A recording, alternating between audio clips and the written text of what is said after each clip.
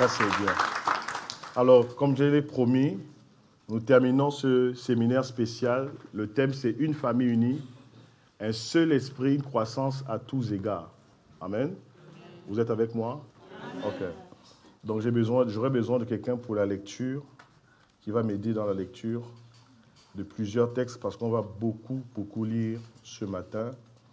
J'aimerais, pour commencer, peut-être un peu embrayer sur deux aspects que le prophète Rostand a touchés hier. Il y a eu énormément de vérité.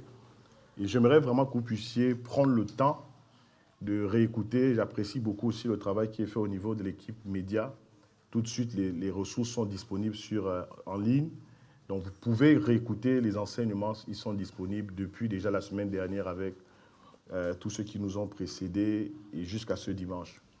J'aimerais embrayer sur deux aspects que le prophète Rostand a touchés hier, qui m'ont beaucoup interpellé. Et j'aimerais déjà commencer par là, avant de rentrer dans les méga-fils. Il a touché deux aspects en parlant de l'unité. Le premier aspect qu'il a touché, c'était le psaume 133. J'aimerais que nous puissions le mettre sur l'écran. C'est le psaume des degrés de David, cantique des degrés de David. Il est dit qu'il est doux et agréable pour des frères de demeurer ensemble. Verset 2. C'est comme l'huile précieuse qui, répandue sur la tête, descend sur la barbe et sur le long des vêtements du grand sacrificateur, le grand prêtre. Donc nous comprenons par là que l'unité de l'Église commence d'abord par la tête. Amen. L'unité ne commence pas par le corps, l'unité commence par la tête. Et la tête parle du système de leadership. C'est-à-dire que si le leadership est un, le corps va suivre. Amen. Si la tête ne suit pas, il est difficile pour le corps de suivre. Ce que vous voyez, ce que nous voyons dans l'Église est le reflet de ce qui se passe au niveau de la tête. Vous suivez ici? C'est bon? Je peux avancer? La Bible dit, c'est cette onction descend le bord de ses vêtements. Allons-y, avançons rapidement. C'est comme la rosée de l'Hermon qui descend sur la montagne de Sion. J'ai enseigné cela il y a quelques années en arrière.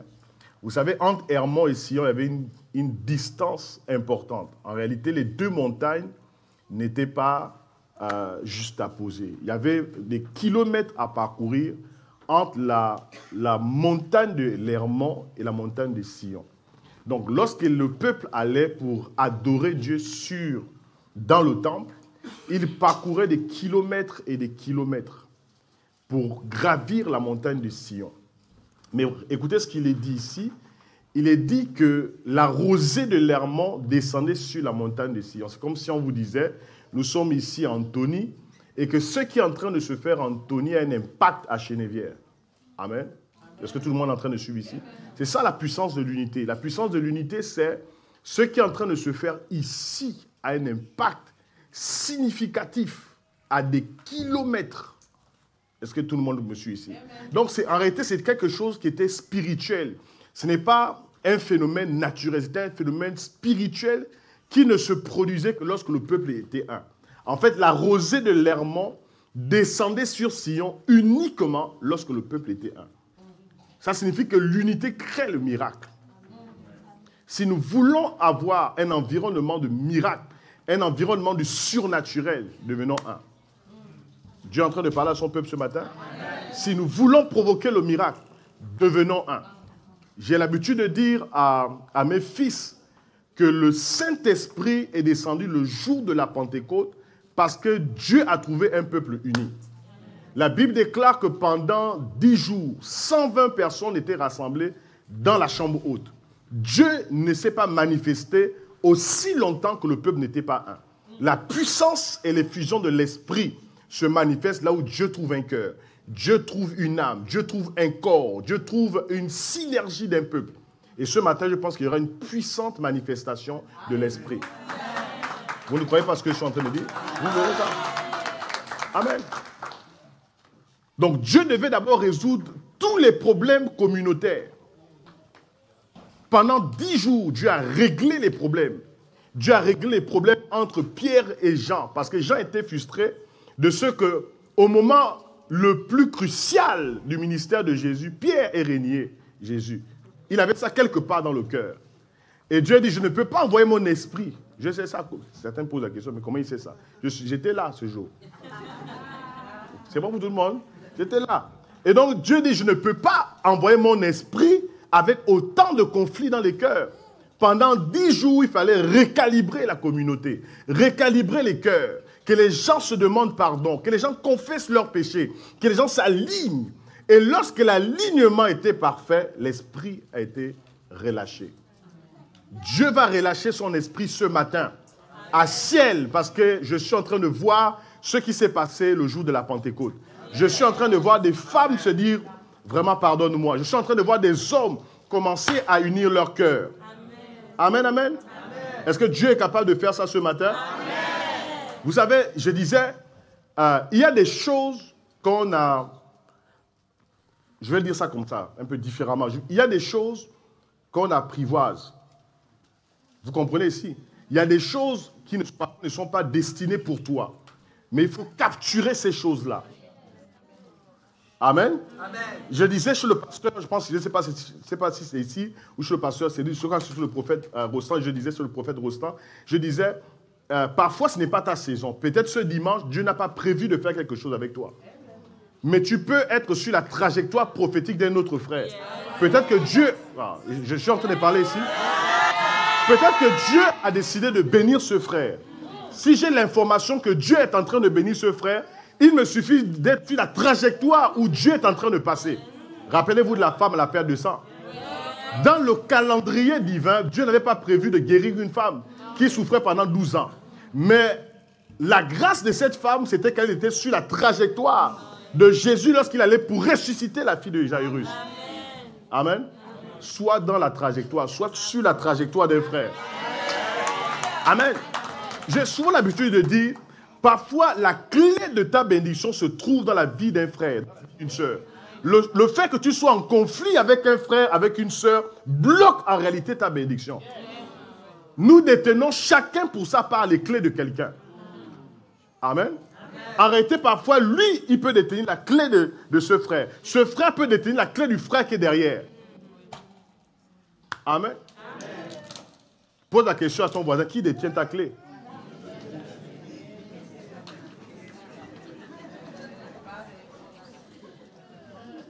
Oui. Oui. Oui. J'aimerais que nous puissions nous tenir debout et que nous puissions lire solennellement 2 textes, les méga-fils. Jean chapitre 21, versets 1 à 14. La personne qui a été désignée pour faire la lecture pourra faire cette lecture et je vais à chaque fois rebondir sur sa lecture. Jean chapitre 21, versets 1 à 14. Le livre de Jean, l'évangile de Jean, se trouve juste après Deutéronome, c'est ça? D'accord. Quand vous avez Deutéronome, après vous avez juste Jean après. C'est ça? Non. C'est où? Moi, je ne sais pas. Dans le Nouveau Testament, où exactement? D'accord. Ça, c'est intéressant. Ok, Jean chapitre 21, versets 1 à 14. On y va. Les méga-fils. La personne qui doit faire lecture, merci. Rapidement. Quelque temps après, Jésus se montra de nouveau à ses disciples. Au bord du lac de Tibériade. Au bord du lac de Tibériade. Voici de quelle manière il se manifesta. Voici de quelle manière Jésus se manifesta. Simon-Pierre, Thomas surnommé le jumeau, Nathanaël qui était de Cana en Galilée, continue, les fils de Zébédée, et 2 autres disciples de Jésus, étaient ensemble. Simon-Pierre leur annonça, je vais à la pêche. Ils lui dirent, nous aussi, nous allons avec toi. Ils partirent et montèrent dans la barque. Ils vont monter dans la barque. Mais cette nuit-là, il ne prit rien. Quand il commença à faire jour, Jésus se tenait là, sur le rivage, mais les disciples ne savaient pas que c'était lui. Jésus leur dit, mes amis, auriez-vous quelque chose à manger? Non, répondirent-ils. Continue. Il leur dit, jetez le filet du côté droit de la barque. Je pense que ce matin, je vois des filets spirituels et des fils, des méga-fils jeter le filet du côté droit. Amen. Amen, amen.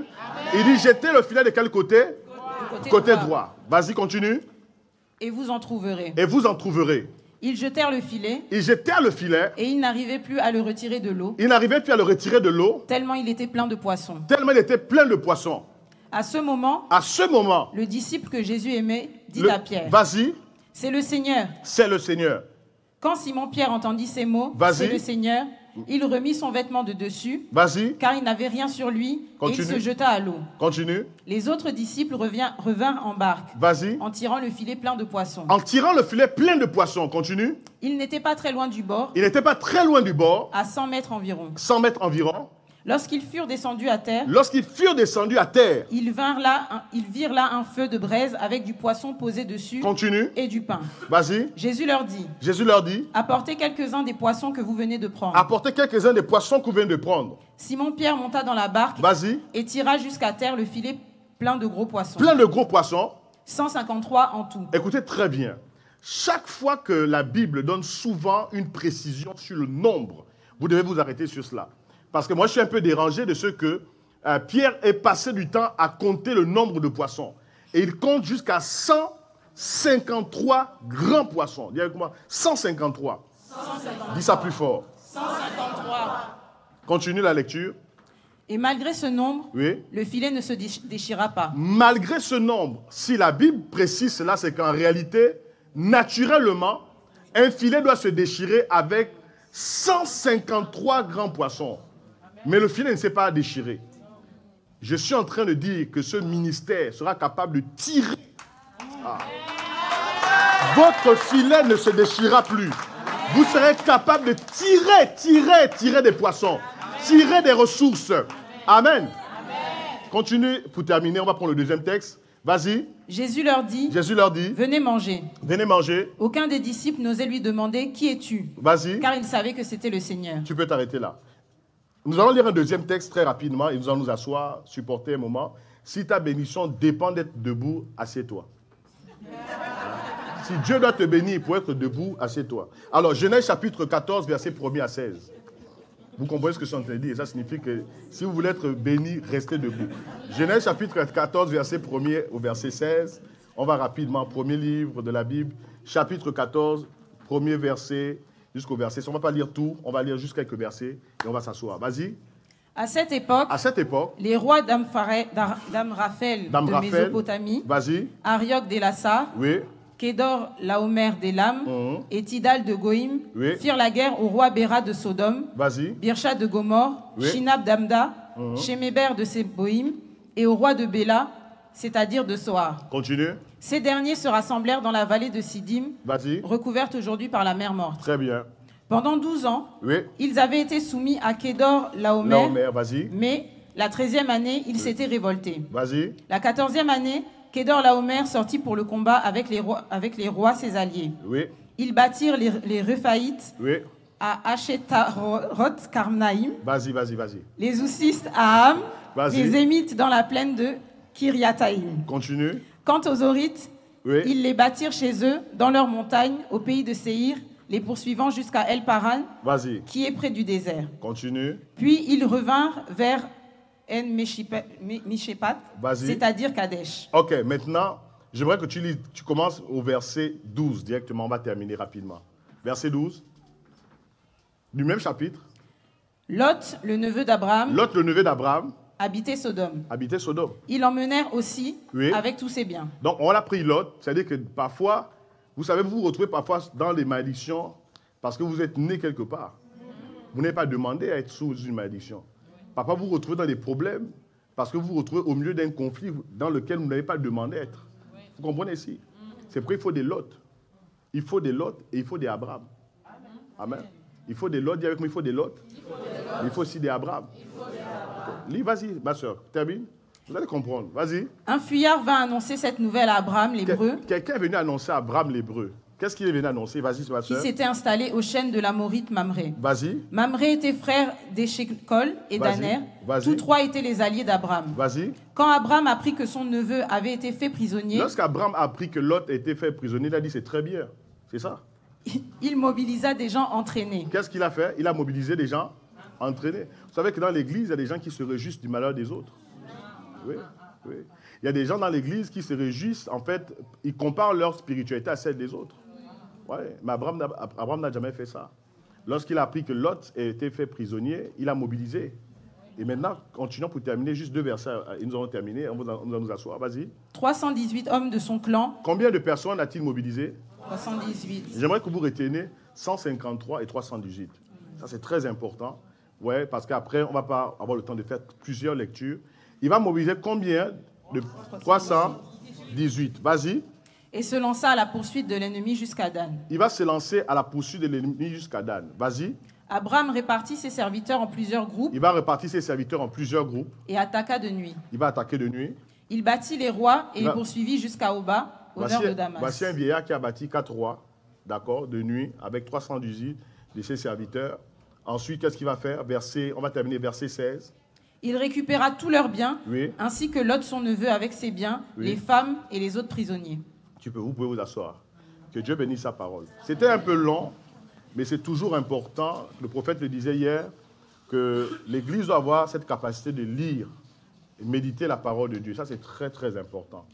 Alors, revenons sur le premier des textes. Nous parlons des méga-fils. Dis avec moi, méga-fils. Méga-fils. Dis ça plus fort. Méga-fils. Très bien. La parole de Dieu nous dit que Jésus est mort, il est ressuscité. Et il a apparu à ses disciples pendant 40 jours. Après sa résurrection, nous constatons malheureusement que Pierre, le chef du groupe, repart à des choses dans lesquelles Dieu l'avait déjà retiré. Parce que rappelez-vous que Jésus a fait de Pierre un pêcheur d'hommes. Et il est reparti à la pêche. C'est bon pour tout le monde? Et toute la nuit, ils ont pêché, ils n'ont rien ramassé. Et Jésus dit, prenez le filet et jetez du côté gauche, c'est ça? Okay. C'est important. Je vais être sûr que vous êtes en train de suivre attentivement. Première chose importante, vous devez comprendre que dans la Bible, les nombres et les chiffres ont une importance capitale. Ne faites pas une méditation superficielle. La méditation de la parole de Dieu doit être profonde et précise. Il est dit qu'ils ont pêché 153 grands poissons. C'est ça? Ok. Le mot « grand » ici, le Nouveau Testament n'a pas été écrit en français. Vous savez ça? Ça n'a pas été écrit en anglais. Le texte original du Nouveau Testament, c'est le grec. Et le mot « grand » ici, c'est le mot « méga ». C'est bon? Méga. Et le mot « poisson », c'est « ictus ». C'est bon pour tout le monde? Je suis en train de poser les bases. Je vais progressivement, parce qu'après, on va monter et on va accélérer un peu les choses. Et donc, ici, nous voyons que 153 grands poissons ont été pêchés. Donc, grand ici, c'est le mot méga. Retenez cela. Et ça, c'est très important. Méga, méga. Il est vrai que parfois, les nombres sont utilisés dans le monde occulte.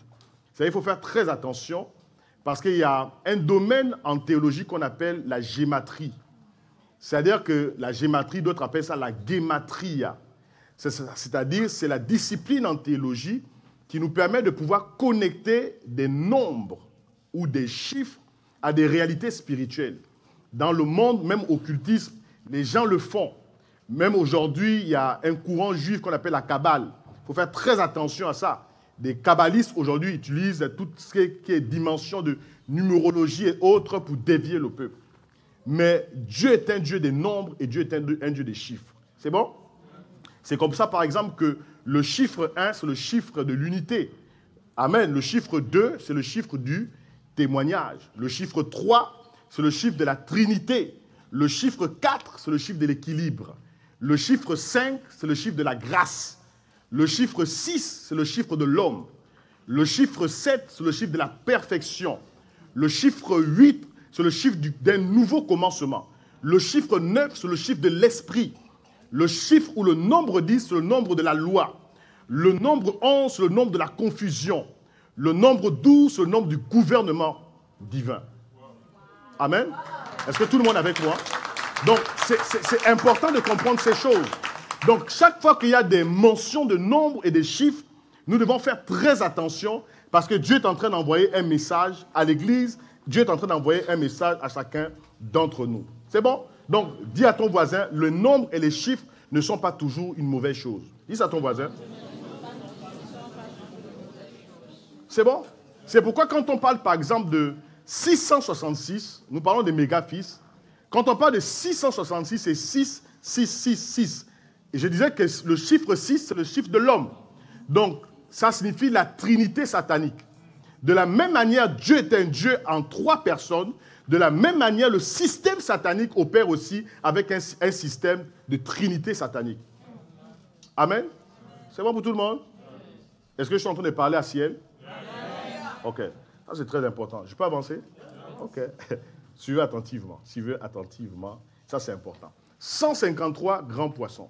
153 grands poissons. Est-ce que vous savez que 153 est un multiple de 17? 153 est un multiple de 17. Maintenant, je vous explique. Le jour de la Pentecôte, nous parlons des méga-fils. Avant la Pentecôte, Pierre n'est pas un méga-fils. Pierre n'est qu'un fils. Après la Pentecôte, Pierre mute de la dimension de fils pour devenir un méga-fils. Rappelez-vous que le même Pierre, avant la crucifixion de Jésus, lorsqu'une jeune fille l'a reconnu, et a dit que toi tu marchais également avec cet homme, qu'est-ce que Pierre a dit? Il dit c'est moi, c'est ça. Qu'est-ce qu'il a dit? Il a dit, donc on peut être un fils et régner son père. En réalité, il y a des fils qui régnent leur père. Quand un fils règne son père, il n'est pas un méga-fils, c'est un fils. Aussi longtemps que vous ne mutez pas de la dimension de fils à méga, vous pouvez régner. Est-ce que Dieu est en train de parler à ciel ici? Est-ce qu'il y a des gens qui se retrouvent dans la situation de Pierre avant la Pentecôte? Vous comprenez ici? C'est bon pour tout le monde? Je peux avancer? Ok. Vous savez tous que Pierre, qui n'avait pas eu le courage d'avouer sa position de filiation avec Jésus, après la Pentecôte, dans Actes chapitre 2, lorsque le Saint-Esprit est venu sur Pierre, il s'est tenu devant combien de personnes? Des milliers de personnes se sont tenues devant Pierre et Pierre s'est tenu devant ces personnes. Il est dit, on n'a pas le temps de lire les textes, dans Actes chapitre 2, à partir du verset 11, 12, 13, 14, 15, 16, il est dit qu'il y avait 17 nations au total qui se sont rassemblées à Jérusalem. Et si vous prenez les 17 nations, en réalité, c'est le symbole des 153 grands poissons qui ont été tirés par Pierre après la résurrection de Jésus et le filet ne s'est pas rompu. Parce que si vous prenez 1 plus 2 plus 3 plus 4 plus 5 plus 6 plus 7 plus 8 plus 9 plus 10 plus 11 plus 12 plus 13 plus 14 plus 15 plus 16 plus 17, ça donne exactement 153. En réalité, les 153 grands poissons qui ont été tirés étaient prophétiquement l'annonce de la déclaration de Pierre le jour de la Pentecôte. Je ne sais pas qu'est-ce que Dieu est en train d'annoncer ce matin. Est-ce que Dieu est en train d'annoncer des méga-fils? Est-ce qu'il y a des filles qui sont capables de tirer des filets? Quand on rentre dans la dimension des méga-fils, les choses qui étaient impossibles dans une ancienne saison deviennent possibles dans une nouvelle saison. Amen. Amen. Il y avait des impossibilités. Quand on devient méga-fils, on opère au milieu, en réalité, des impossibilités pour tirer les possibilités. Amen. Dis avec moi, méga-fils. Dis ça plus fort. Que Dieu donne à ce ministère des méga-fils. Amen. Amen. Que Dieu donne à ce ministère des méga-fils. Joseph était un méga-fils. Vous savez pourquoi? Parce que Dieu appelait Joseph à 17 ans. Vous savez ça? Joseph a été vendu par ses frères à 17 ans. En réalité, Joseph ne pouvait pas être vendu par ses frères aussi longtemps qu'il n'était pas un méga-fils. Parce qu'en réalité, il n'y a que des méga-fils qu'il faut vendre. Est-ce que Dieu est en train de parler? C'est à 17 ans. 13 ans après, il devient gouverneur d'Égypte. C'est à 30 ans en réalité que ses frères découvrent que Joseph n'est jamais mort. 17 ans. Dis avec moi, méga-fils. Je disais que je vais enseigner ce matin, non? Hein? Je peux continuer? Est-ce que vous savez qu'il y a eu 17 juges dans la Bible? Vous savez ça? 17 juges dans la Bible. Dis avec moi, méga. Dis ça plus fort. Est-ce que tu veux faire partie des méga-fils de ce ministère? Amen, amen. Est-ce que tu veux faire partie des méga-fils? Est-ce que vous savez que les 10 commandements étaient donnés dans 17 versets? Si vous prenez les 10 commandements, vous comptez dans la Bible, dans le livre d'Exode, les 10 commandements sont calibrés sur 17 versets. C'est là pas des dimensions des mégas. Est-ce que Dieu est en train d'ouvrir les yeux de quelqu'un? Non, écoutez très bien. Nous devons sortir de la dimension de fils pour donner des mégas. Être fils est une bonne chose, mais être méga est mieux. Amen? Il y a avec moi méga? Si là vous êtes, si je monte et que ça devient compliqué, je vais descendre. Hein? C'est bon pour tout le monde? Je peux continuer? Est-ce que vous savez que Jacob a vécu 17 ans en Égypte? Jacob, avant de mourir. Quand il arrive en Égypte, il a vécu 17 ans. Toutes ces indications parlent de méga. Méga. Dans cette maison, parce que nous parlons aussi prophétiquement, dans cette maison, il y a des méga-fils. Et au milieu des méga-fils, il y a d'autres méga-fils. Le méga-fils établi par vos parents, ici, c'est cet homme. Écoutez, il n'y a pas beaucoup d'amen. Sinon, moi, je vais enseigner ça au Cameroun. Ou je vais en Côte d'Ivoire enseigner ça. Vous comprenez? Il n'y a que le méga-fils. En fait, il n'y a que les méga-fils qui, en fait, opèrent avec l'esprit du Père. Les fils n'opèrent pas tous avec l'esprit des pères. Mais ce sont ceux qui deviennent méga qui opèrent avec l'esprit de leur père. Amen. David a eu plusieurs fils, mais celui qui a opéré avec la dimension de méga, c'était Salomon. Amen. Tu peux avoir les dons, tu peux être beau, avoir des capacités, mais ne pas être un méga. Amen, amen. Lève ta main comme ça, lève ta main droite. Je vais prier, je vais faire quelques déclarations. Ça, je déclare ce matin que des méga-fils soient révélés à ce ministère. Pas simplement des fils, pas simplement ceux qui font des bonnes déclarations, des déclarations de papa, des papas, c'est mon père, mais que des méga-fils s'élèvent dans ce ministère. Amen. Au nom puissant de Jésus. Seigneur, je déclare et je libère cette onction dans ce ministère ciel, au nom puissant de Jésus. Amen. Amen. Tu peux baisser ta main. C'est bon pour tout le monde? Je peux avancer? Les disciples ont péché toute la nuit, mais n'ont rien pris. Les méga-fils n'apparaissent que lorsque Jésus apparaît. Amen. Amen. Vous devez pouvoir calibrer ce ministère qui devienne christocentrique. Le prophète en parlait encore hier. Aujourd'hui, en fait, il y a l'humanisme est rentré dans l'Église. L'intellectualisme est rentré. Je ne suis pas contre l'intellectualisme. Je dis souvent aux gens, je ne suis pas appelé au ministère. Je n'ai pas répondu au ministère parce que j'ai raté ma vie. Non, non, non, non. J'ai un master en finance. J'ai une licence en économie. Donc, en réalité, je n'ai pas besoin d'être apôtre pour gagner ma vie. Est-ce que tout le monde est en train de comprendre? Est-ce que tout le monde est là? Mais nous devons comprendre qu'est-ce que Dieu est en train de faire dans cette saison. Quittez la dimension d'être juste des fils. Devenez des méga-fils. Parce qu'un fils, lorsqu'il tire un filet, il se déchire. Amen. Amen. Je vais dire une chose importante. Lot était qui pour Abraham? Non. En réalité, Lot était qui pour Abraham? Lot était qui? Son fils, j'en ai quelque part, son neveu. Écoutez, repartons point par point. On parle des méga-fils. Pourquoi Lot se retrouve en fait dans le voyage avec Abraham? Suivez attentivement, d'accord? Le père de Lot est mort très tôt. Le père de Lot s'appelait Haran. Vous comprenez? Parce que Terah, qui était le père d'Abraham, d'Haran et de Charan, d'accord? Vous comprenez? Lorsqu'ils étaient en Mésopotamie, le père de Lot est mort très tôt. Celui qui a adopté en réalité Lot, au départ, c'est Terah.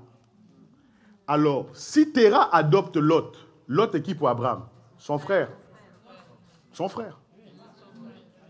Oh, ou bien le français, là, on ne comprend plus. Vous êtes en France ici. Il était qui? Son frère. Il faut faire très attention aux traditions bibliques. On parle parce qu'il y a ce qu'on appelle des insertions faites par les traducteurs. En fait, si on reste calibré dans le texte, Lot était le frère d'Abraham. En d'autres termes, si Abraham avait des fils, ses fils, par rapport à Lot, seraient qui? Des neveux.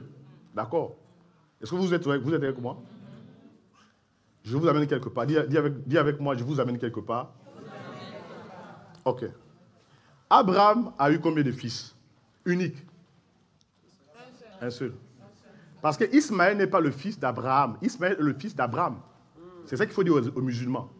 Il y a une différence entre Abraham et Abraham. C'est bon? Ismaël est le fils d'Abraham, mais Ismaël n'est pas le fils d'Abraham. C'est bon? Je peux avancer? Ok. Donc, Isaac, comparativement, dans la relation avec Lot, Isaac serait le neveu. D'accord? Et Lot serait l'oncle, puisque celui qui a adopté Lot au décès de son père Haran, c'est Terah. Vous êtes avec moi? Maintenant, est-ce que vous savez que le nom Lot signifie emballage ou voile ou camisole? Donc, dans une maison, vous ne pouvez pas être dirigé par un oncle. Si vous êtes dirigé par un oncle, en fait, l'oncle est spirituellement un voile. Laissez-moi avancer. N'acclame pas d'abord. Oh. Sinon, tu risques de m'embrouiller un peu là. Écoute très bien. Lot était en fait voile. Lot signifie emballage. La maison, le ministère, la famille ne peut pas être dirigée par les oncles.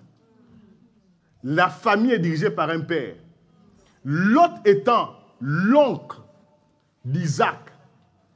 D'accord? Lot ne peut pas diriger Isaac. C'est pourquoi j'ai bien aimé ce que tu as dit tout à l'heure. Quand tu as dit, le prophète Rostand, c'est l'oncle de la maison. Mais en fait, un oncle ne peut rien vous donner. C'est un père qui vous donne quelque chose. Si nous sommes sur cette chair, nous sommes sur cette chair par représentation de vos parents. Maintenant, nous allons démolir, en tant qu'apôtre, je démolis le concept des oncles. Parce qu'un oncle qui se tient ici ne peut rien vous donner. Un oncle est une camisole, un oncle est un emballage. Un oncle ne peut rien vous transmettre. C'est des pères qui transmettent. Et si un fils vous transmet, il le transmet par représentation. Moi, je ne suis pas votre oncle. Amen. Est-ce que Dieu est en train de parler au méga-fils? Ça, c'est la nourriture du royaume, c'est la nourriture solide. Amen. Donc, ne dites plus, lui c'est l'oncle. Non, un oncle ne peut rien vous communiquer. Il peut vous communiquer, certes, des principes et autres, mais tout leader qui se tient doit se tenir avec l'esprit des parents. Moi, je me tiens ici avec l'esprit de votre père, Cyril et Laurence. C'est pourquoi je me tiens ici. C'est pourquoi, en réalité, quelque chose peut venir de passer par le tuyau que je suis et venir à vous. Si je me tiens ici comme Lot, vous allez vous retrouver à Sodome et Gomorrhe. Dis avec moi, méga. C'est comme ça que des gens sont venus dans les ministères et ont détruit des ministères. Ils ont pris la chair, mais ils n'ont pas pris la chair avec l'esprit du père, mais ils ont pris la chair avec l'esprit de l'oncle.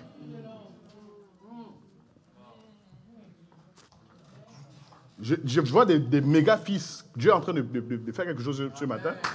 Amen. Les fils naissent lorsqu'ils entendent la voix de Dieu. Jésus a dit, mes brebis, écoute ma voix. Jean chapitre 10, verset 27. Amen. C'est bon pour tout le monde? Dis avec moi, méga-fils. Les filets portés par les méga-fils peuvent avoir beaucoup de poids, mais ils ne se déchireront pas. Peu importe la charge qu'on pose sur tes épaules, tu ne peux pas dire c'est trop, cette charge est trop lourde. Nous avons l'ancien Caleb qui gère avec son équipe le système de communication.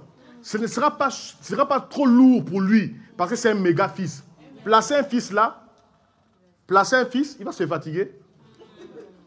Vous comprenez ici? Quand on est un méga-fils, on ne se fatigue pas.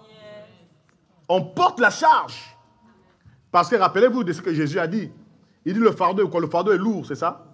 Hein? Non. Le fardeau est comment? Est léger, le joug est doux.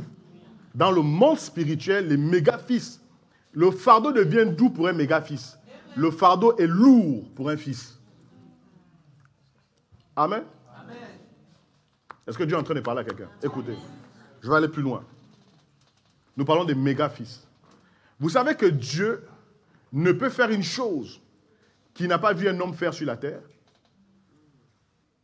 Parce que parfois on pense que nous faisons des choses parce que Dieu les fait. Non, parfois Dieu fait une chose parce qu'il a vu un homme le faire sur la terre. Abraham, dans Genèse chapitre 22, il a porté qui sur l'autel du sacrifice? Isaac. Dieu également a porté son fils sur l'autel des sacrifices. Son fils unique. C'est bon pour tout le monde. Dieu a fait quoi? A ressuscité Jésus d'entre les morts. Isaac également a été ressuscité. Parce qu'en réalité, en demandant à Abraham de ne pas toucher l'enfant, en réalité, c'est quelque part permettre à Isaac de ressusciter. En réalité, chaque fois que vous voyez des textes bibliques, c'est préfiguratif de Jésus. Tout ce que vous voyez dans la Bible est christocentrique. Méga-fils. Vous savez qu'un méga-fils ne résiste pas à l'orientation, à l'instruction de son père. Vous avez vu un seul moment dans Genèse chapitre 22, Isaac se bat avec Abraham. Parce qu'en réalité, techniquement, Isaac aurait pu se défendre. Vous comprenez? Qu'est-ce qu'il a posé comme question à son père? Il a dit à son père, je vois ici le couteau, je vois le feu, je vois l'autel, mais où est l'agneau? Mais si les fils dans la maison sont instruits de la même manière, ils vont se défendre. Quand on est un méga-fils, en réalité, on a un esprit sacrificiel. Et cet esprit doit être bâti ici dans cette maison. Et un esprit sacrificiel. Amen. Est-ce que votre père peut vous amener sur l'autel? Que Dieu te bénisse, ma soeur. Amen. C'est bon pour tout le monde? Le filet ne cédera pas. Dis à ton voisin, le filet ne cédera pas. Vous savez que dans l'église, il y a des gens, vous commencerez à comprendre que ces gens deviennent des mégas lorsqu'ils sont capables de faire des choses qu'il faut 1000 personnes pour le faire. Il y a des gens ici qui sont capables d'avoir un impact massif. Toi seul, tu es capable de régler le problème de 1000 personnes. Méga. Est-ce que quelqu'un veut être un méga-fils? Amen. Les méga-fils. Tu es capable de régler. Il y a des gens, ils sont obligés de dire, pourquoi moi? Et où sont les autres? Mais quand on est méga, on fait les choses sans attendre les autres. Amen. Il y a des choses que nous pouvons régler dans l'église sans attendre. Parfois, je disais que je parlerai un peu des finances. En quelques minutes, j'ouvre un peu cette parenthèse. Est-ce que vous savez que les finances, c'est une guerre? La première fois que Abraham paye la dîme dans le contexte biblique, c'est après la guerre contre ces 4 rois, dans Genèse chapitre 14. Mais quand il paye la dîme, il paye la dîme de quoi? Il paye la dîme du tribut, l'argent lié à la guerre. Ça signifie qu'en réalité, les finances, derrière les finances, il y a toute une activité satanique. Ça signifie que quand quelqu'un n'honore pas Dieu par ses finances, en réalité, il est un prisonnier. Quand quelqu'un n'honore pas Dieu par ses finances, il est prisonnier. Vous êtes prisonnier de quoi? Vous savez que le seul esprit dont Jésus a donné une identification claire, c'est maman. Les autres esprits, c'est nous qui avons donné les noms, les sirènes des eaux, tout ce que vous voulez. Ça, c'est vous qui avez donné les noms. Maman. Et aujourd'hui, le problème, c'est que ceux qui ne payent pas leur dîme, ce n'est pas des méga-fils. C'est juste des fils. Un fils peut ne pas payer sa dîme, mais un méga-fils paye sa dîme. Un méga-fils honore Dieu par ses prémices, par les actions de grâce. Je vais aller plus loin. Est-ce que vous savez que le principe de la bénédiction financière se trouve dans la capacité à donner? Si vous ne donnez pas, je vous dis une chose, si le pasteur Cyril, le pasteur Laurence donne, si les leaders donnent, si vous ne donnez pas, vous n'êtes pas béni. Parce que pour être béni, il faut donner. Oui. Pour être béni, il faut donner. Nous ne sommes pas bénis parce que nous ne donnons pas. Est-ce que Dieu peut nous délivrer ce matin? Si on parlait des visas pour aller aux États-Unis, les gens diraient Amen, Alléluia. Parfois, tu n'as même pas de passeport, tu n'as rien, mais tu vas aller aux États-Unis, tu vas aller, je ne sais pas, en Australie. Dis avec moi, méga fils. Dis ça plus fort. Est-ce que vous savez, je parle de méga, est-ce que vous savez qu'il y a une différence entre le fils de la maison et les fils du royaume? Oui, oui. Vous pouvez vous tenir debout? Vous deux pouvez vous tenir debout? Oui, oui. Vous pouvez venir ici. N'ayez pas peur, ce n'est pas une parole pour moi, je ne suis pas prophète. D'accord, je ne vais pas voir des choses, je vois ceci. Regardez, mettez-vous comme ça, juste en face comme ça. Voilà. Écoutez très bien, on est en direct. Et c'est des principes importants. Dans une maison, dans une église, vous devez avoir les deux types de fils. Vous devez avoir les fils de la maison et les fils du royaume. Mais le fils du royaume, c'est la position vers laquelle Dieu nous appelle. Pourquoi? Le fils de la maison ne travaille que pour son église locale. Le fils du royaume travaille pour l'église locale et travaille pour le corps de Christ. Est-ce que vous comprenez un peu? Malheureusement, on est en train de bâtir uniquement les fils de la maison. Vous devez savoir qu'il y a des gens ici qui ne seront pas simplement appelés à travailler au niveau local. Ces appels doivent être libérés dans les nations. Si elle ne pourra jamais s'étendre au-delà d'Anthony, si vous n'avez que les fils de la maison. Le fils de la maison ne travaille que pour la maison. Mais le fils du royaume travaille pour la maison et est envoyé au-delà de la maison. Mais il sait qu'il revient à la maison parce que c'est sa maison. Et des fils du royaume. Pas uniquement les fils de la maison. Il y a des gens parfois, restez un peu debout, c'est bon? Ok. Parfois, il y a des personnes qu'on a du mal à libérer dans leur appel. Parce qu'en fait, ils ne sont que fils de la maison. Dans Actes chapitre 13, l'apôtre Paul et l'apôtre Barnabas étaient fils de la maison Antioche. Mais dans Actes chapitre 13, la Bible déclare, mettez-moi à part Barnabas et Paul pour la mission et le mandat. En d'autres termes, les fils de la maison deviennent aussi fils du royaume. Vous pouvez aller vous asseoir. On peut acclamer le Seigneur. Il y a des gens qui amèneront ce ministère très loin. Parfois, le ministère va s'étendre au Cameroun. Parce qu'en réalité, un fils de la maison devient fils du royaume. Amen. Si elle ne peut pas continuer à demeurer uniquement Anthony, moi je vais l'enseigner en Côte d'Ivoire. Amen. Vous ne pouvez pas continuer à être uniquement Anthony. Vous devez avoir une mentalité de progression, une mentalité d'extension, une mentalité d'expansion, une mentalité de croissance. Le fils de la maison n'a pas la mentalité de croissance, mais le fils du royaume a la mentalité de la croissance, a la mentalité de l'expansion. Alors nous ne sommes qu'en France. Est-ce que vous savez que la base apostolique ciel peut être ici, avec pas grand monde, parfois 100, 300 personnes, mais parfois ce sont les satellites, les représentations ministérielles qui sont plus nombreuses.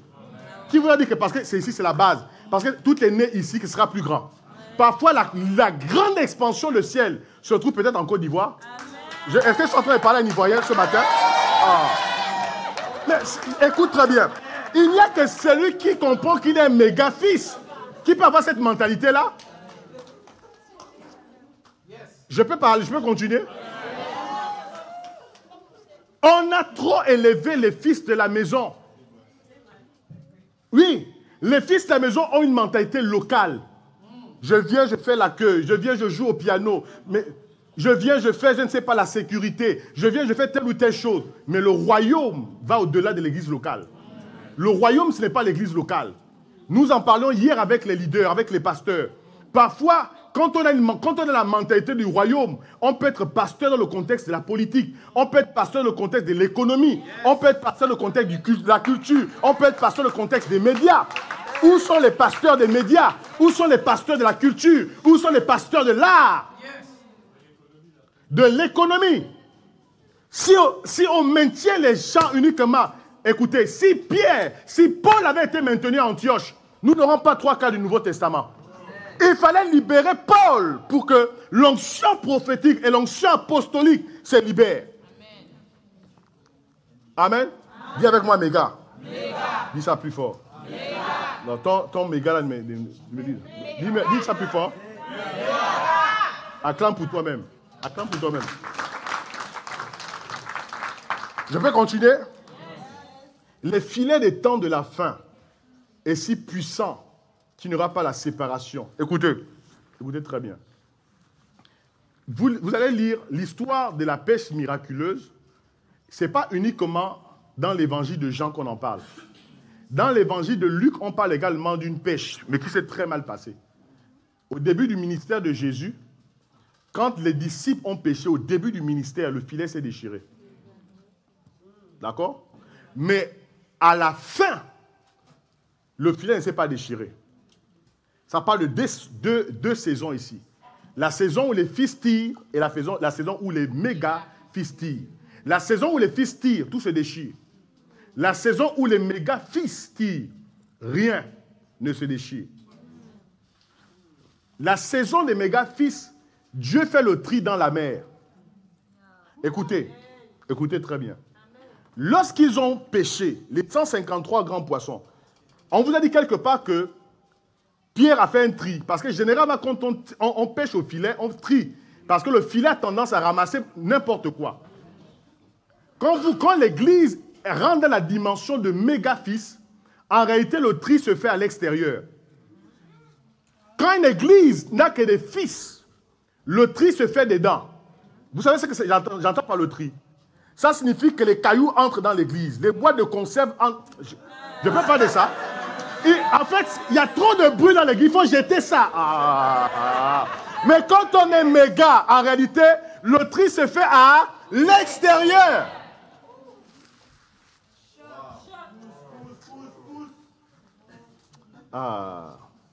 Je pense que je vais avoir des problèmes avec cet enseignement-là.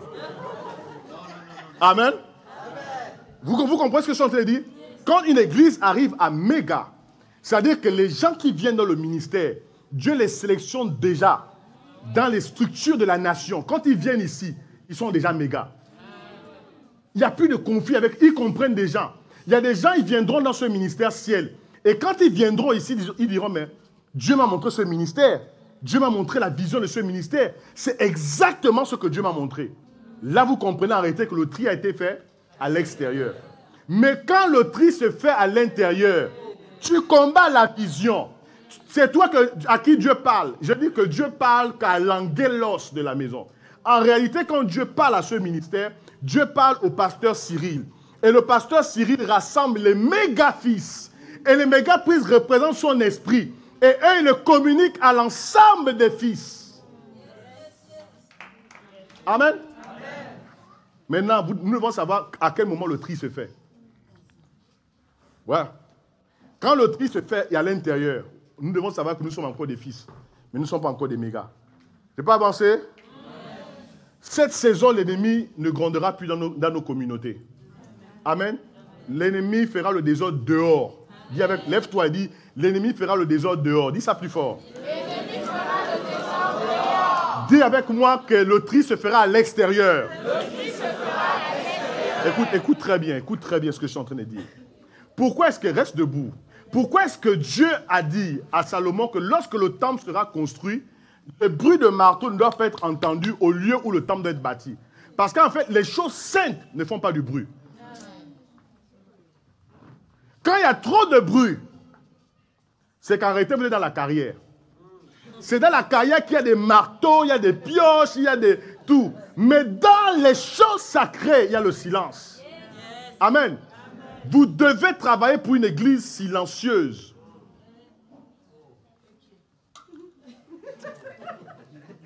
L'église, je ne dis pas silencieuse, mais là pour venir et avec notre esprit, non. Quand je dis silencieux, c'est-à-dire que nous devons bâtir et éliminer tout ce qui est parasite dans l'église, tout ce qui est conflit. Vous savez, on ne bâtit pas, le prophète le sait, on ne bâtit pas sur une plateforme qui bouge. Quand il y a des conflits, vous ne pouvez rien bâtir parce que, au lieu de bâtir, vous réglez les problèmes. Amen. Pourquoi David, restez debout un moment, pourquoi David n'a pas bâti le temple, d'après vous? Trop de guerre, trop de sang. Si tu as trop de sang, si tu as trop de sang, Dieu choisira quelqu'un d'autre. Et c'est à vous qui êtes ici, autour de cet homme et de cette femme, qui ont été mandatés et établis par leur père, Cyril et Laurence, d'éviter les guerres. Parce que s'il se retrouve avec trop de sang, Dieu le disqualifiera. Oui, asseyez-vous. Trop de guerre. Dieu est en train de parler ce matin. Méga-fils, dis-moi méga-fils. Méga-fils. Méga-fils, méga-fils. Je vais prendre le deuxième texte. Nous avons lu 2 textes ce matin. Rappelez-vous, le deuxième c'était lequel? Genèse chapitre 14. La parole de Dieu dit ceci. Lot a été fait prisonnier. C'est ça, non? Par 4 rois. Qui est avec moi 4 rois? 4 rois. Je disais ce matin, il y a quelques minutes, qu'un oncle ne peut rien vous donner. C'est pourquoi tous les pères et même les fils que vos parents invitent ici, ils viennent avec l'esprit des parents. Ils sont vos frères certainement dans les relations en Christ. Ils sont peut-être des oncles aussi dans les relations naturelles. Mais ici, c'est les pères. Est-ce que vous savez que Dieu n'est pas le Dieu des fils, Dieu est le Dieu des pères? Je vais aller plus loin. La Bible déclare que vos fils et vos filles prophétiseront, non? Pourquoi on ne dit pas vos neveux? Parce qu'en réalité, quand cette prophétie a été donnée à Joël, cette prophétie s'adresse à un père. En fait, Dieu parle au père, puisqu'il dit, dans les derniers jours, je répandrai de mon esprit sur toute chair. Hein? Vos fils et vos filles prophétiseront. Ça signifie que Dieu s'adresse à qui? Au père. Donc Dieu est le Dieu des pères.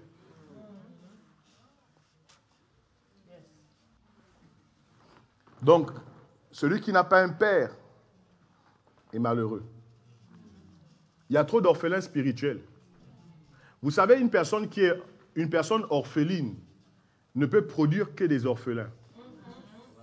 Oui? C'est ça la règle, c'est ça les principes spirituels. Un orphelin ne produira qu'un orphelin. Vous comprenez ça? Vous devez avoir un père. Vous devez avoir un père. Dans cette maison, vous avez des parents ici. Et vous avez le méga-fils que Cyril a établi. Amen. Vous savez, écoutez très bien, je vais vous dire une chose importante. Celui qui est établi comme le fils méga, qui représente l'esprit des parents, n'a pas forcément plus de dons que vous. N'a pas forcément plus de capacité que vous. C'est là où vous vous trompez. Un bon leader n'est pas forcément celui qui a plus de compétences. Un bon leader est celui qui a la capacité de travailler avec ceux qui ont même beaucoup plus de compétences que lui. Amen. Vous pouvez prophétiser. Lui, peut-être, ne va jamais prophétiser. Vous pouvez même ressusciter les morts. Il peut-être ne fera jamais cela. Mais il reste celui que le Père a établi comme le méga-fils. Celui qui représente son esprit ici dans la maison. Soumettez-vous. Je disais la semaine dernière, pas la semaine dernière, cette semaine, je disais qu'un vrai Père est invisible. Vous savez ça? Mais Jésus, où était son Père? Vous avez vu un jour le Père marcher avec Jésus dans les rues de Jérusalem pour dire, mon fils, voici, tu vas faire ça. Non, non. C'est pourquoi Philippe a dit, mais ça fait un moment qu'on marche avec toi. 3 ans maintenant. Ton Père, il vit où? Hein? Et qu'est-ce que Jésus a dit? Si quelqu'un m'a vu, il a vu le Père. En réalité, vous devez voir le pasteur Cyril au travers du pasteur d'Eski. Vous devez voir. Je vais aller enseigner ça où? On va pas au Gabon bientôt, non? Moi, je vais aller parler de ça au Gabon. Amen. Vous devez voir cela. Et c'est la même chose au travers de chacune de vos vies. On doit voir vos parents. Amen. C'est ça que l'apôtre Tamon, qui est l'un de nos patriarches, notre patriarche ici dans ce mouvement global, il a dit une chose très forte au Gabon en 2024. Il parlait, libérait des paroles prophétiques. C'était un temps de consécration, d'établissement des fils. Il disait Stéphane et Praxède, élevez des fils. Élevez des fils. C'est la saison d'élever des fils. Et ces fils doivent avoir votre esprit, doivent avoir des caractéristiques. Vous comprenez? C'est ça bâtir. Je vais dire une chose, une déclaration peut-être choquante, peut-être pour le corps de Christ et peut-être pour vous. Nous devons migrer des méga-églises pour avoir des méga-fils. Est-ce que vous savez qu'une méga-église peut disparaître le jour où le visionnaire est mort? Oui. Il y a des églises qui ne vivent que tant que les visionnaires sont encore là. Le jour où ils ferment les yeux, l'église disparaît. Mais quand vous avez des méga-fils, le ministère ciel ne disparaîtra jamais. Parce que Dieu pourvoira tout dans la maison des fils. Pourquoi on dit le Dieu d'Abraham, d'Isaac et de Jacob? Parce qu'en fait, Abraham engendrait un méga-fils. Isaac. Isaac engendrait des méga-fils. Des méga-fils doivent naître dans cette maison. Ne cherchez pas une méga-église. C'est très choquant ce que je suis en train de vous dire. Je sais qu'on a écrit sur les méga-églises. Je ne suis pas contre l'église de masse. Je ne suis pas contre le nombre. Ce n'est pas ce que je suis en train de dire. Je crois au nombre. Je crois qu'on peut avoir 10 000 à ciel, 20 000, 50 000. Mais avec combien de méga-fils? Vous savez qu'il y a des églises de masse, en réalité, où tout le système repose sur une petite poignée de personnes. Tous les autres viennent danser et chanter. Hein? Vous savez qu'ici, on ne casse pas les chaises, non? Je vous ai déjà prévenu ici. Si quelqu'un casse une chaise, il paye. C'est 25 €. Tu m'as dit ça? Hein? Les méga-fils ne cassent pas les chaises ici. C'est bon pour tout le monde? On ne casse pas les chaises. Dis avec moi, méga. Dis avec moi, méga. Écoutez. Oh. Lot s'est fait prisonnier. Il se retrouve à prisonnier des 4 rois. Je vais aller très rapidement. Et là, Abraham a entendu que Lot était prisonnier. Lorsqu'on est méga-fils, on sauve même ceux qui nous ont trahis. Ce sont les fils qui règlent les comptes. Vous savez ça? Mais un méga-fils pardonne. Sinon, Jésus aurait réglé des comptes à Pierre. Hein? Pourquoi Jésus n'a pas dit à Pierre, ok, maintenant je suis ressuscité dans tes morts, nous allons régler nos problèmes maintenant. Mais Jésus a dit quoi à Pierre? Il amène Pierre au bord du lac et il dit à Pierre, Simon, fils de Jonas, m'aimes-tu plus que ceux-ci? Si c'est le cas, paie mes brebis. Il a dit 3 fois. M'aimes-tu, m'aimes-tu, m'aimes-tu? C'est le test d'un père avec son fils. Est-ce que vous aimez vos parents spirituels? Est-ce que vous aimez ce qu'ils ont établi ici dans ce ministère? Les gens courent derrière le ministère, mais ils ne savent pas ce que c'est courir derrière le ministère. Avant le ministère, j'avais encore un peu de cheveux. Quand je suis rentré dans le ministère, tous les cheveux sont tombés. Je suis sérieux dans ce que je suis en train de dire. Je le dis peut-être de manière un peu ironique, mais ça donne. Regardez, parfois, vous voyez la barbe blanche. Je n'ai pas la barbe blanche. Hein? Vous comprenez? Ça, là, c'est le poids. Le ministère, il y a un poids. Et si vous n'êtes pas appelé, ça peut détruire votre vie. Ça peut détruire votre mariage. Ça peut détruire vos enfants. Je suis en train de préparer un enseignement sur comment les parents chrétiens engendrent des fils rétrogrades. Vous n'avez jamais constaté que la plupart des enfants, des pasteurs, ne sont pas épanouis? Je parle même de moi-même. Pourquoi les parents, les enfants des parents qui sont dans le Seigneur, qui sont des leaders, ne sont pas épanouis? Parce que le ministère, on ne s'amuse pas avec. Ça peut détruire. Dis avec moi, méga-fils. Alors, reprenons. La sœur, elle est là. Je vais rapidement avancer pour terminer. Celle qui a lu tout à l'heure.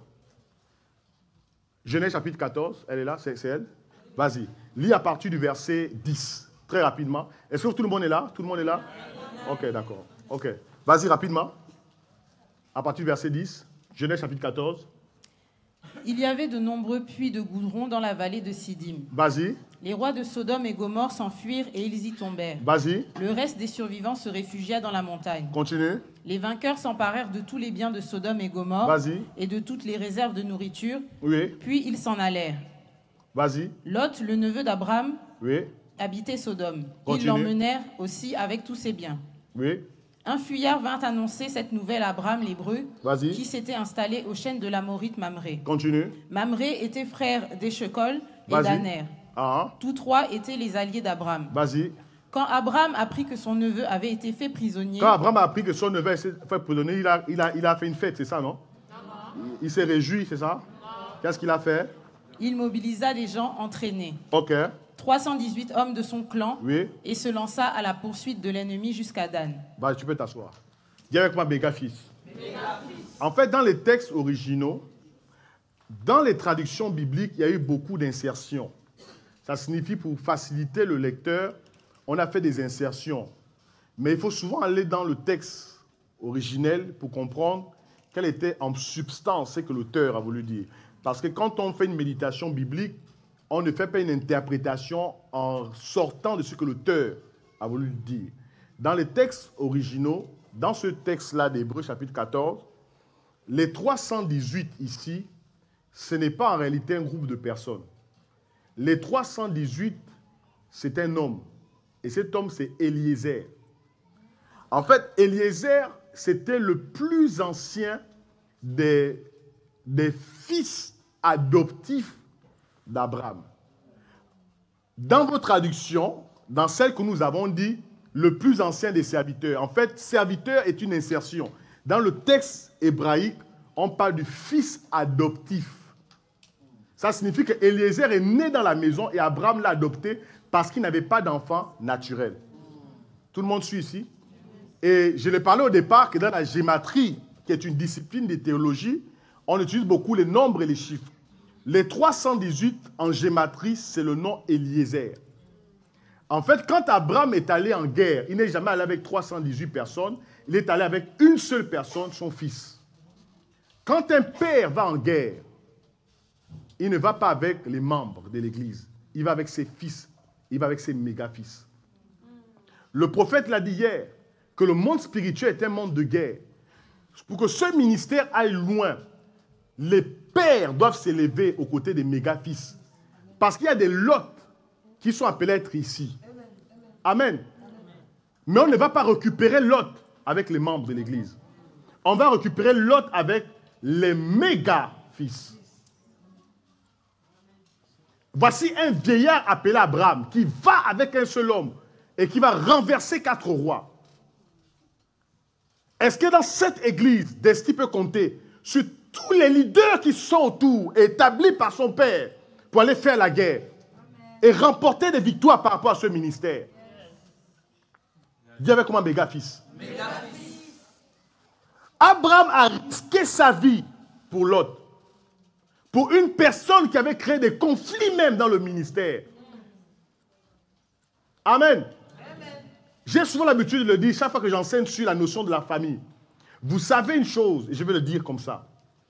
Dans Luc chapitre 15, on parle du fils prodigue.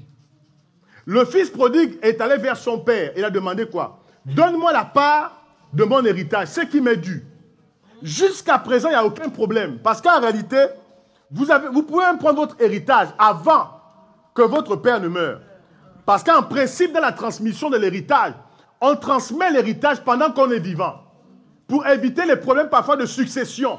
C'est pourquoi Jacob, dans Genèse chapitre 49, appelle l'ensemble de ses fils et il dit à ses fils, à Ruben, à Simeon, à Lévi, à Judas et à tous, voici ce que Dieu fera avec vous dans la suite des temps. Je suis aussi en train de parler même à des pères naturels, même à des mères naturelles. Vous vivez, mais vous ne faites pas de transmission du mandat.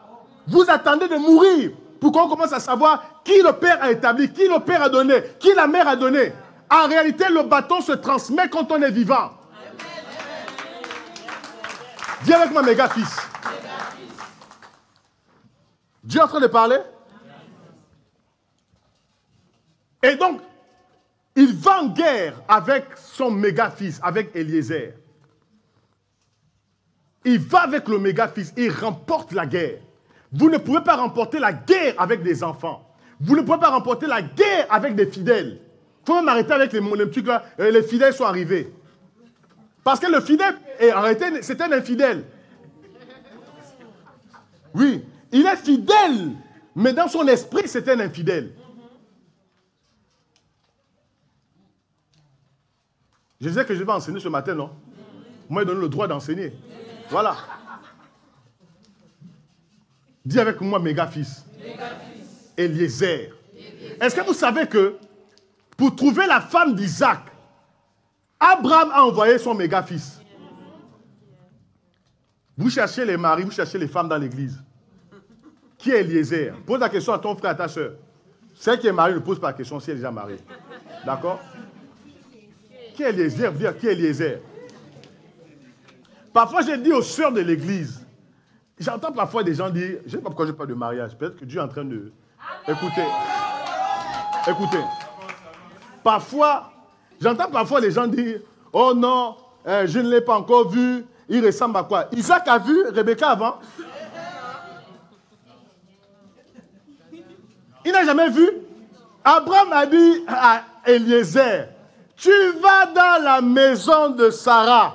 Va dans cette maison. Trouve une femme pour mon fils. Il a amené Rebecca. Non. Si? Il allait prendre Rebecca, non? Il a amené à Isaac. Est-ce que Isaac a dit, je n'ai pas reçu de révélation, moi aussi d'aller prier pour être convaincu? Vous savez, dans la question du mariage, c'est où les gens veulent prier pour être convaincus. Mais dans autre chose, parfois vous ne priez pas pour être convaincu. Parfois votre père peut voir des choses que vous ne voyez pas. Je suis en train de provoquer quelqu'un maintenant. Hein? Écoutez très bien. Écoutez, je parle maintenant à Desti et je pense que cela vient du Seigneur. Lorsque Abraham a envoyé Isaac, vous trouvez cette histoire dans Genèse chapitre 24. Lorsqu'Abraham a envoyé Eliezer, autant pour moi, pour aller chercher une femme à son fils Isaac, il y a un acte que Eliezer devait poser. Vous savez cet acte-là? C'était de poser sa main sur la cuisse.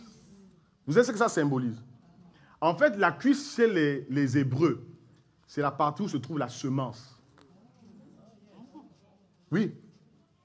Parce qu'en réalité, quand un Hébreu prêtait serment, il le prêtait sur, on appelle misvat. Ça signifie sur un élément très fort. C'est comme la Constitution. Je ne sais pas avoir une Bible en papier. Voilà, c'est comme la Constitution. Aux États-Unis, on prête serment sur la Bible, non? C'est ça. D'accord? C'est-à-dire que quand tu t'engages, tu prêtais serment, parce qu'il y a des fonctions qui sont assermentées. Tu dois prêter serment. D'accord? Tu poses la main droite sur la Bible. Les musulmans posent la main sur le Coran, certainement. D'autres nations, c'est sur la Constitution. Maintenant, pour qu'Abraham soit sûr qu'Eliezer va exactement faire ce qu'il avait ordonné de faire, il devait poser sa main sur la cuisse. Maintenant, je te parle, maintenant, comme un prophète. Donne-moi un peu de ton onction prophétique ce matin. Je te parle comme un prophète. Quand le pasteur Cyril et le pasteur Laurence sont partis au Gabon, c'était un mandat du Seigneur. Toi, en tant que méga-fils, tu dois être sûr d'avoir posé ta main sur la cuisse du pasteur Cyril.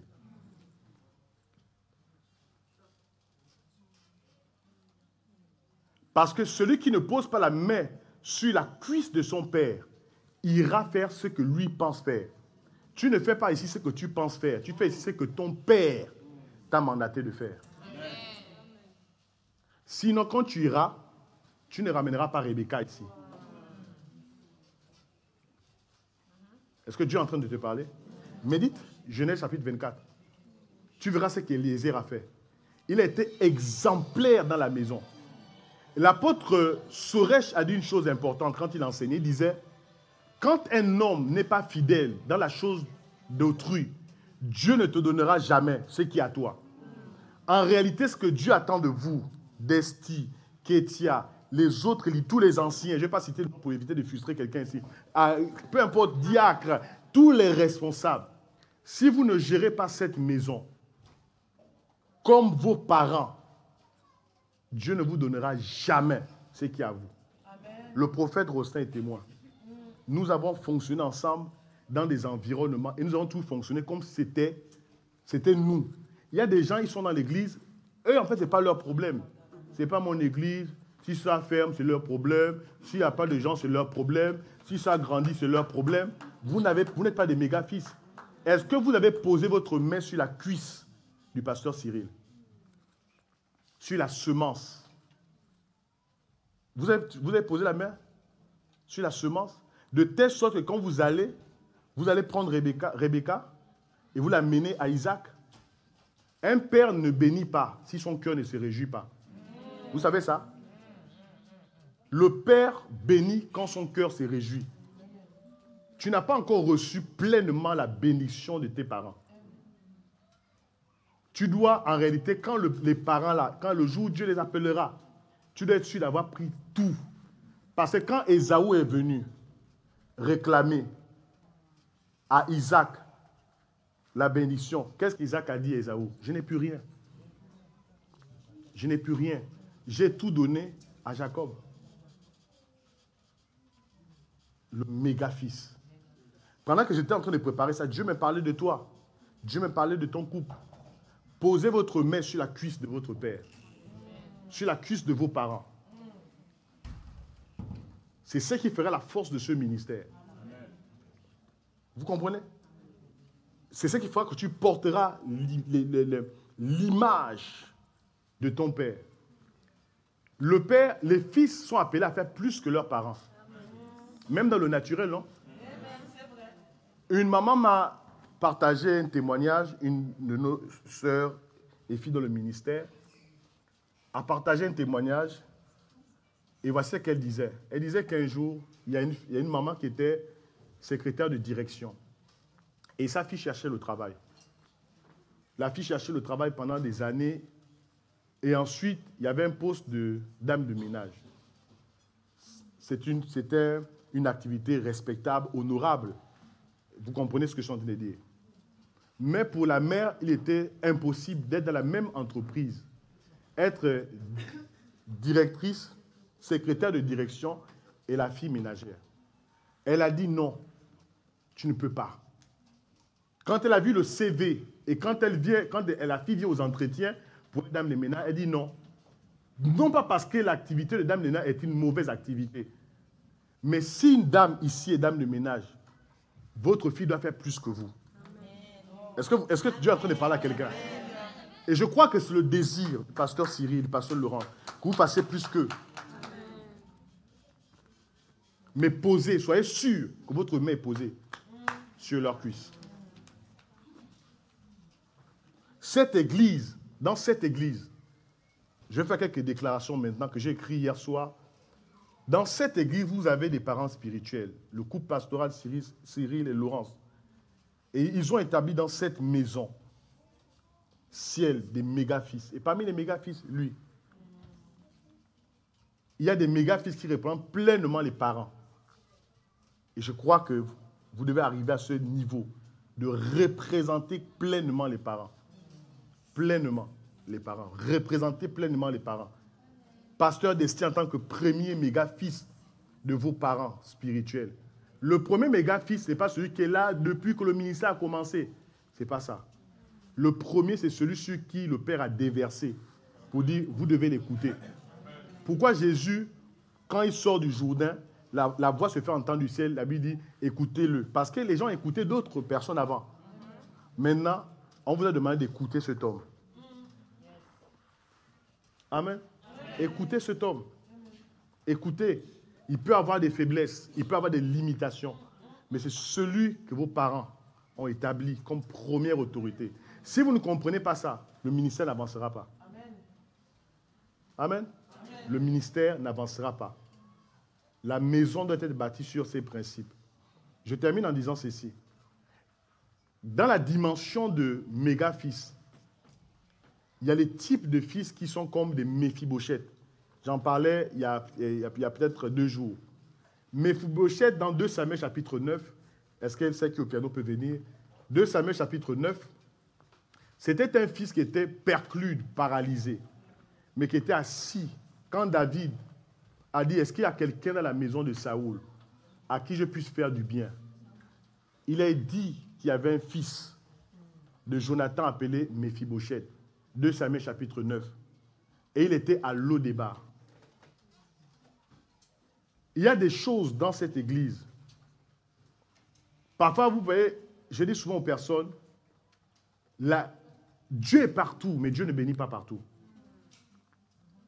Vous devez connaître la maison dans laquelle Dieu vous plante. Il y a un environnement, quand Dieu vous a planté là, parfois ce n'est pas les beaux prières qui font que vous soyez ce que vous êtes. C'est la terre sur laquelle vous vous tenez. Oui, c'est la terre sur laquelle vous vous tenez. Et Méphibosheth, malgré ses limitations physiques, un peu commencé à jouer. La Bible déclare que chaque soir, il était assis à la table de David.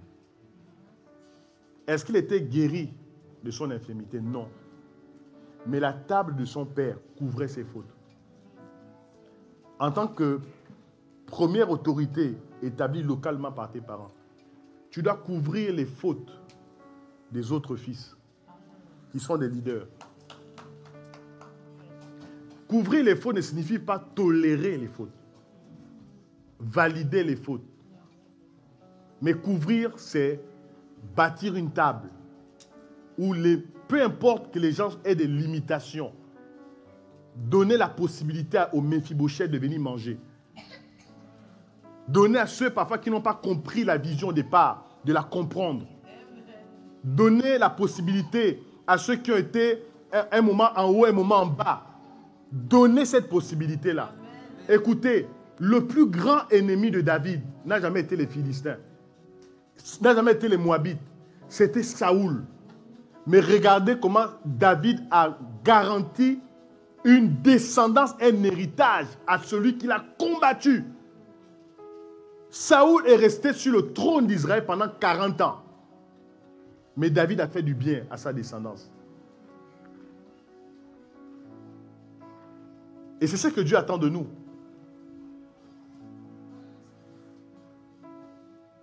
Un méga-fils doit avoir la dimension d'un esclave volontaire.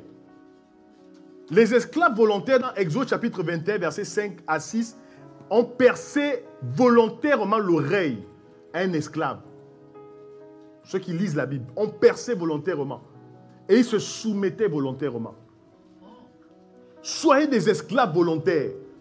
Le mot ici en grec, c'est doulos. Soyez des fils volontaires.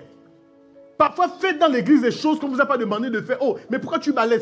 Non, je le fais. C'est ma maison. Faites-le. Soyez des Ruth dans cette maison. Il y a des gens qui s'attachent au ministère. Aujourd'hui, les gens s'attachent au ministère parce que dans le ministère, il y a tout. Quand Ruth s'est attachée à Naomi, qu'est-ce qu'elle avait? Elle n'avait rien. Le problème avec nous, c'est que nous nous attachons parce que nous voyons des choses. Un ministère peut commencer comme Naomi. Un ministère peut commencer sans parfois des faibles commencements. Le ministère commence, vous ne voyez aucune perspective. Mais projetez-vous, est-ce que quelqu'un ici se projette 30 ans après, 50 ans après pour voir ce que ce ministère va devenir? Que Dieu fasse de vous des Ruth pour savoir que dans la maison d'Elimelech, il y a un Boaz. Il y a un Boaz qui exercera le droit de rachat. Est-ce qu'on peut se tenir debout?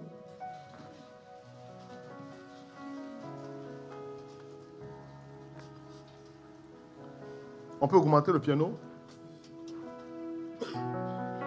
J'aimerais que tu tiennes une personne. Si tu es marié, mets-toi avec ta femme. Sinon, les autres, qu'on se tienne par la main. Les chants peuvent venir rapidement, venir rapidement.